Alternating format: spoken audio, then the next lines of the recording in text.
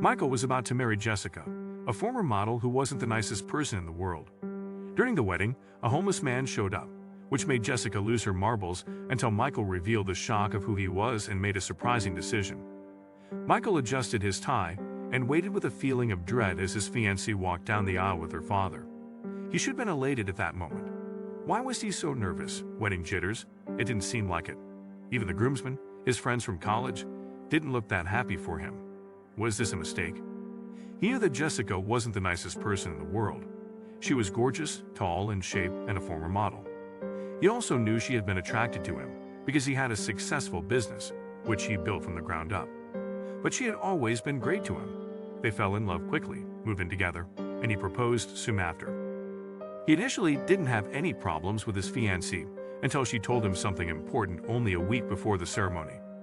"Maria is not allowed at the wedding, Michael," she said decisively. "Security, security. Get this filthy bum off my weedy dang. Dad, do something." Jessica screamed hysterically. "What?" he asked, shocked at the message. Maria was his best friend in the entire world. They had grown up in an orphanage in Maryland together and were there for each other for years, despite never getting romantic. "Yeah, it's my wedding, so I get to decide who comes. She can't come.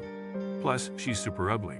I don't want her in my pictures," Jessica continued, shrugging her shoulders. Michael mumbled, "It's my wedding too, and she's my best friend." Suddenly, his fiancée's eyes went directly to his, and she raised an eyebrow in defiance. "And I'm going to be your wife. So it's time to choose because I won't allow you to see her after we get married. It's her or me." Michael became quiet after that, and Jessica returned to her phone, thinking she had won that exchange. In part she had, but ever since that day, Michael had been having second thoughts. He told Maria she couldn't come to the wedding, and although she was sad, she agreed. "All I want is your happiness. If Jessica makes you happy, then I won't go.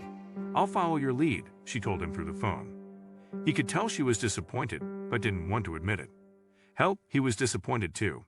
He had no idea what to do, and the wedding loomed and loomed closer. Suddenly, Jessica snapped him out of his thoughts, arriving in front of him on the aisle and calling his attention. He grabbed her hand, and they were about to turn to the priest when she suddenly snapped, "Oh my God, who let a homeless man into my wedding?" She said it so loudly that Michael turned to look in the same direction and saw all the guests doing the same. An older man in worn clothes stood at the end of the aisle. He seemed unsure of himself, but he stood there and looked directly at Michael. "Security, security. Get this filthy bum off my weedy dang. Dad, do something." Jessica screamed hysterically, and Michael looked at her face. The disdain in her voice and the pure vitriol in her eyes sent a cold, dark shock through his spine. Had she always been like this? But he didn't want to ponder it too long. He was still intrigued about the seemingly homeless man who had shown up at the wedding. The man raised his head, looked straight into Michael's eyes, and grinned. That was when Michael realized who he was and had to stop Jessica's hateful screams. "He came to me," he spoke up loud enough, and everyone looked at him as he let go of Jessica's hand and rushed to the older man, wrapping him tightly in a hug. "Grandpa Sam, my dear boy," the man said with his head on Michael's shoulder. "How did you get here?" "Maria has been looking for me for a while now. She said I was her wedding gift to you."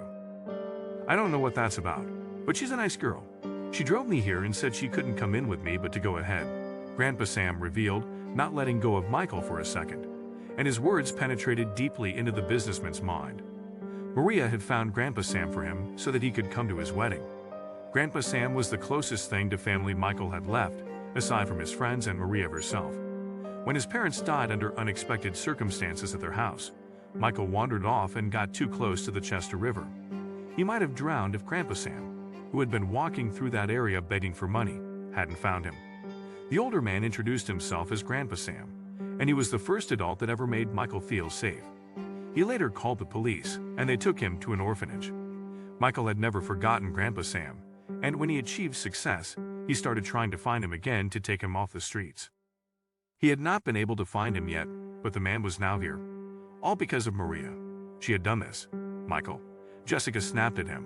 "What's going on? Who is that filthy man? Get him out of here. We have a wedding to continue." Michael separated from the older man and looked at Jessica's angry face, and for the first time since he had laid eyes on her, he saw her for what she truly was. Ugly, pure ugly. In fact, he had no idea what he had found so beautiful about her, because the awfulness dripping off her features overshadowed her hot body or model-like face, And that was when he decided, "You know what, Jessica? We're not getting married. Not now, not ever. You're the worst thing that ever happened to me, and I can't imagine being happy with someone like you." Michael snapped at her face, glaring at her. "What?" she asked, her features contorting in pure hatred. From afar, Michael heard his groomsmen whopping and cheering. He gestured for them to leave, then he guided Grandpa Sam out of the church and into his car in the parking lot. Jessica, her family, and friends yelled at them the entire time. It was a huge scene, but the dread in Michael's gut had utterly disappeared. He called Maria immediately and drove directly to her house, where they had dinner with Grandpa Sam and his groomsmen. This outcome was better than what would have been waiting for him if the ceremony had continued. Later that night, he pulled Maria aside. Thank you for everything. For being my friend. For finding Grandpa Sam. For everything. I'm so sorry. I don't know what I was thinking with Jessica," Michael apologized, holding Maria's shoulders tightly. "Don't mention it. Let's forget about that, woman," she said, stumbling with her words to avoid saying something harsher. They both laughed and continued their pleasant night between good friends and the kind older man. At last, Michael managed to get Grandpa Sam off the streets, and years later, he married Maria, the real love of his life.